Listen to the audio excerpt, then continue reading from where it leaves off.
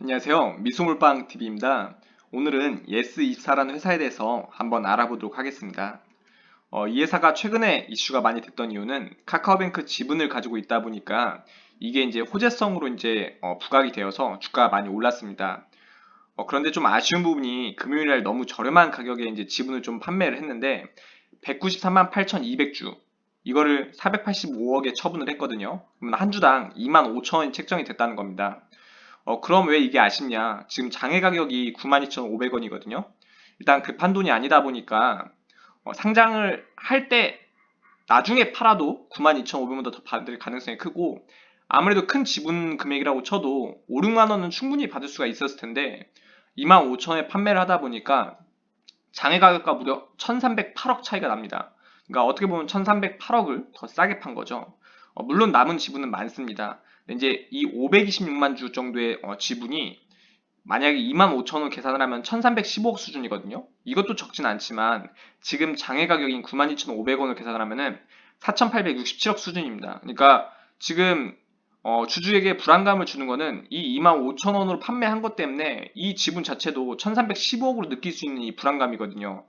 실질적으로 지금 4,867억 정도의 지분인데 이러한 잘못된 선택으로 이런 불안감을 주다 보니까 금요일 시간에가 좀 하락을 했습니다. 그런데 이 S24는 이거를 제외하고도 미래지향적으로 나아가고 있는 회사다 보니까 훌륭한 지금 사업 플랫폼들이 많은데요. 그 중에 이제 하나가 모바일 중심 컨텐츠 플랫폼인 스토리24 애플리케이션입니다. 이 스토리24는 만화, 소설, 음악, 영화 등 예스24가 제공하는 방대한 콘텐츠를 한 곳에서 소비할 수 있는 플랫폼을 얘기하거든요. 이제 혹자들은 얘기할 거예요. 그거 대형 포털에서 운영하는 카카오 페이지나 네이버 시즈와 틀린 게 뭐야? 일단은 첫 번째는 이 예스24가 처음으로 온라인에서 책을 팔았거든요. 이 역사. 그러니까 이 역사를 갖고 있다는 거는 스토리를 가지고 있다 보니까 조금 더 구체화해서 사업을 확장시킬 수 있다는 부분이고, 이제 두 번째는 여기서 그치지 않고 도서구매 서비스나 북클럽 서비스로 이어지는 이런 부분, 확장성을 얘기하는 거거든요. 이 부분이 다른 대형 포털과의 차이점입니다. 그리고 여기서 그치지 않고 블록체인 기술도 접목해서 세이코니아라는 가상화폐를 이제 개발했어요. 그래서 이거를 스토리 24시와 이제 연계시켜서 이제 점점 나가게 만들 예정이고, 여기서 또 멈추지 않고 세이체인이라는 이제 자체 메인넷도 출시를 했습니다. 그러니까 이런 미래지향적인 사업을 하고 있는 회사다. 다만 아쉬운 거는 카카오뱅크 지분을 너무 좀 저렴하게 판매를 했다 보니까 이 부분이 살짝 아쉬운 부분이다. 근데 그럼에도 불구하고 지금 현주가 16,000원 기준에서 시가총액이 2,752억 수준밖에 안 돼요. 그러니까 이 지분 자체를 많이 갖고 있는데 시가총액이 너무 좀 저평가 받을 수 있다고 볼 수가 있거든요. 하긴 이제 이것 때문에 주가 많이 오르긴 했지만요. 그리고 이제 지분 현황은 한세스24 홀딩스가 50.01%의 지분을 가지고 있는데 이렇게 되면 완벽한 지배 구조죠. 그리고 이제 관계자 다 합쳐서 55.5%의 지분으로 이 회사를 지배하고 있는 구조라고 보시면 됩니다. 지금 최근 3년 매출 추세 현황은 2017년 4,568억, 2018년 5,064억, 2019년 5,330억 수준이고요. 최근 3년 당기순이익 추세 현황은 2017년 마이너스 3억, 2018년 마이너스 54억, 2019년 마이너스 2억입니다. 온라인으로 책을 판매하는 게 녹록치 않다 보니까 아무래도 이제 당기순이익 줄었지만 지금 사업성은 지금 매출은 계속적으로 커가고 있다는 거거든요. 지금 이제 플랫폼을 이제 정착을 시키고 이제 나중에 이제 어플리케이션 기반으로 해서 이제 책도 보고 구매도 하고 이런 형식으로 이어진다면은 단기 순이익은 더 빠르게 개선이 될 수도 있습니다. 회사 위치를 검색해 보니까 영등포구 여의도동에 위치하고 있고요. 지금 이 일신 빌딩 이제 5, 6층 이제 쓰는 것 같은데 이쯤에 있는 걸로 이제 파악이 되고 있는 회사라고 보시면 됩니다. 직원 현황은 약 540명의 직원들이 평균 연봉 4,106만 원 정도 받아가고 있는 걸 파악이 되고 있는데 이게 상당히 많이 주는 연봉이거든요. 다른데 연봉 5, 6천을 생각할 게 아니라 출판업이 좀 연봉이 짜요. 그에 비해서 연봉이 상위 10%, 그러니까 4,106만 원 정도면 그래도 괜찮게 주고 있는 회사다라고 보시면 됩니다. 지금 52주 최고가는 2750원으로 지금 주가에서 약 30%더 올라야지 이 최고 신기록을 깰 수가 있고요. 50주 최저가는 2835원으로 최저점에서 5.64배 정도 오른 게 현재 주가라고 보시면 됩니다.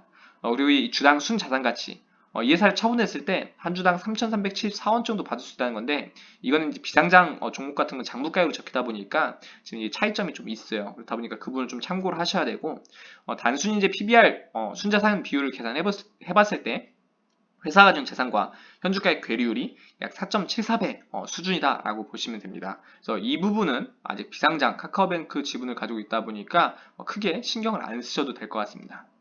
지금 주당 순이익은 16,000원 물건을 팔아서 마이너스 533원씩 손해를 보고 있는 구조인데, 아쉽게도 지금 매출은 계속 증대하지만 단기 순이익 개선이 되고 있지 않거든요. 다만 이제 애플리케이션을 론칭을 했다 보니까 거기에 대해서 조금씩 이제 바이럴 마케팅 조금씩 괜찮다는 게 이제 입소문이 퍼진다고 하면은 이 단기 순이익도 조만간 주당 순이익도 개선이 될 거라고 보고 있습니다. 손해를 보고 있는 구조다 보니까 주가 수익 비율은 따로 계산이 되고 있지는 않고요. 배당금은 주당 200원, 현주가 기준에서 1.25% 수준으로 지급을 했습니다. 월봉 차트 보면은 최근에 엄청나게 급등을 보여줬는데, 아무래도 카카오뱅크 지분을 가지고 있다는 부분이 많이 부각이 되었고, 시총이 그거에 비해서 너무 저평가지 않냐 라는 부분 때문에 주가가 많이 올랐습니다.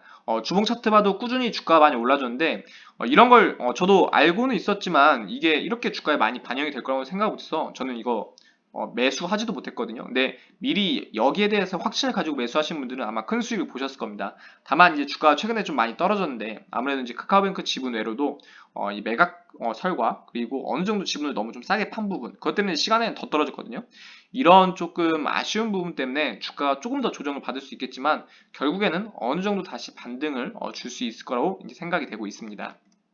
이 회사에 대해서 간단히 한번 요약을 드리면은, 98년 6월 대한민국 최초 온라인 서점 웹톉스 서비스를 개시했고요. 99년 3월에 주식회사 웹톉스로 법인전환 후 같은 해 6월 현재 상호로 변경 후 상장됐다고 합니다.